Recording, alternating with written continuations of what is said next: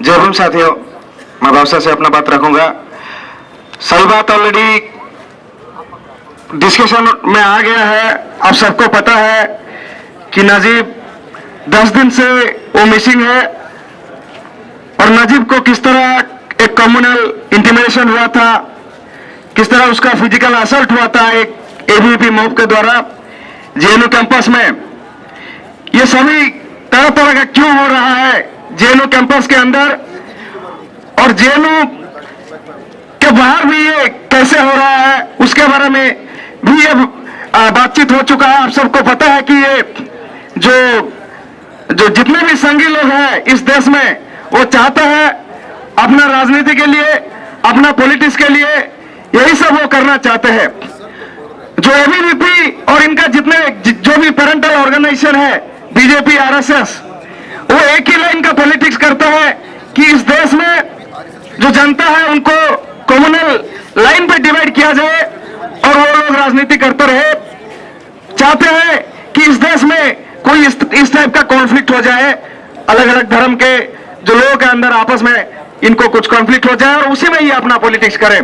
तो वही same politics को चलते हुए कैंपस के अंदर भी हम ये सब देख रहे हैं कि जो माइनॉरिटी स्टूडेंट है उन लोग के ऊपर किस तरह एक टारगेटिंग होता है, उनके ऊपर पूरा एकदम किस तरह लैंग्वेज यूज करते हैं। अब पूरा एकदम जो डिस्कोर्स है कि आप पाकिस्तानी है, टेररिज्म, मुस्लिम है, टेररिस्ट, ये सब लैंग्वेज हॉस्टल का मेस में भी लिखना शुरू किए हैं। तो ये बड़ी शर्म की बात है कि जेएनयू जैसे कैंपस में ये सब हो रहा है। आपको एक स्टूडेंट को, एक माइनॉरिटी के कम्युनिटी के स्टूडेंट को आप हॉस्टल प्रेसिडेंट, जेएनयू प्रेसिडेंट के सामने पीटा जाता है, हॉस्टल वार्डन का सामने पीटा जा रहा है और जेएनयू के अंदर उसी गुंडों के ऊपर कुछ भी अभी तक नहीं हो पा रहा है। इससे बड़ी शर्मनाक बात कुछ नहीं हो सकता है। अभी 10 दिन हो गया है और हम लोग कैंपस के अंदर जो भी गुंडे हैं उनको पीटे हैं, उनको मारे हैं, उन लोग अभी घूम रहे हैं और उनके खिलाफ हम लोग एटलीस्ट एक आउट ऑफ बाउंड भी ये हम लोग करवा नहीं पाए हैं। तो इसलिए हमको ये सोचने की बात है कि हमारा जो लड़ाई की ये कहां जा रहा है। तो मैं ये बताना चाहूंगा कि बहस करने के लिए तो बात करने के लिए बहुत है, किस तरह पॉलिटिक्स चल रहा है, लेकिन इसको हमको लड़ना कैसे है वो बहुत जरूरी बात है। कैंपस के अंदर और कैंपस के बाहर हम इसके फांसीवाद और ये ब्राह्मणवाद के खिलाफ कैसे लड़ेंगे वो जानने की जरूरी है।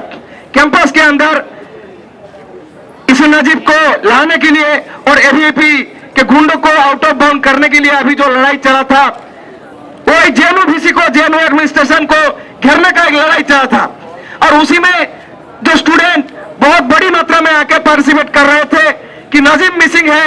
जब तक नजीब नहीं आएगा इस कैंपस में हम लोग कोई नॉर्मल से यहाँ कैंपस में होने नहीं देंगे। जो भी स्टूडेंट जो पीटे हैं, नजीब को मारे हैं, उन तमाम स्टूडेंट को रस्टिकेट होना चाहिए, आउट ऑफ बाउंड होना चाहिए। ये तमाम डिमांड के साथ हम लोग डीसी ऑफिस का घेराव किए थे, लेकिन वो जो घेराव बीच में टूट जाता है, बीच में खत्म हो जाता है, जिसके चलते हुए उसके बाद जितना भी अभी प्रोटेस्ट हुआ है उसमें हमको ये देखने को मिल रहा है कि कॉमन स्टूडेंट का पार्टिसिपेशन उसमें घटा है। तो ये जो बाहर का जितना भी लड़ाई है, अभी जो सिटीजन मार्च हुआ और उसके बाद भी जो होम मिनिस्टर में हुआ, वहां जेएनयू का जो पार्टिसिपेशन है वो बहुत कम रहा है। और इससे हमको लगता है कि जो कैंपस में एक लड़ने का जो कॉमन स्टूडेंट के अंदर किस तरह इसको लड़े, वो डायरेक्शन में अगर नहीं जाएंगे तो ये लड़ाई आगे नहीं जा पाएगा। जब तक जो एबीवीपी का जो गुंडे हैं, जो 10 लोग हैं कि 12, वो लोग अगर रस्टिकेट नहीं होंगे, आउट ऑफ बाउंड नहीं होंगे तो ये मूवमेंट आगे नहीं जा पाएगा। तो हमारा जो लड़ाई तमाम तो पहले वो जो पीटे हैं एबीवीपी का, वो लोग कैंपस में पूरा एकदम रस्टिकेट होना चाहिए, आउट ऑफ बाउंड होना चाहिए। और नजीब का जो मिसिंग है वो दिल्ली पुलिस अभी तक ढूंढ नहीं पाया है कैंपस में।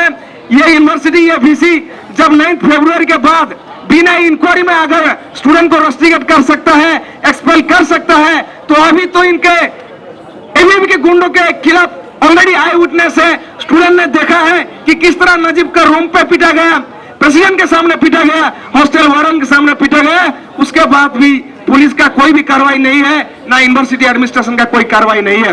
तो साथियों, ये आखिर में ये कह रहा हूं कि कैंपस में अगर हमको इस मूवमेंट को लेना है या देश भर में भी लेना है, इसके लिए एक बहुत ही एक जबरदस्त लड़ाई की जरूरत है। कैंपस के अंदर भी हमको जिस तरह हम लोग लड़ रहे थे कि बीसी ऑफिस को घेराव करके एडमिनिस्ट्रेशन को हमको बंद करके, ऐसे ही हमको नॉर्मल सी कैंपस के अंदर तोड़ना पड़ेगा, ताकि जो स्टूडेंट है वो लोग को आउट ऑफ बाउंड करना होगा एडमिनिस्ट्रेशन का। और इवन दिल्ली पुलिस को भी हमको प्रेशराइज करना पड़ेगा कि नजीब को जल्दी वापस ले आए।